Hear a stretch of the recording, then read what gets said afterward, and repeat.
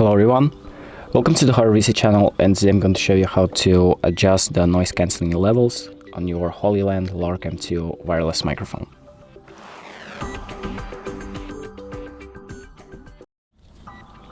So the first thing that we're going to do is connect our receiver on the bottom and connect our microphone. So just pull it out of the charging case. And after that, we're going to open up the Lark Sound app. And then we're going to connect to our microphone. And here we have the NC level button. So we're going to toggle that. And here you have two levels, so low and high. So if you want high noise cancellation, you can enable high. But if you want it a little less intense, you can choose low.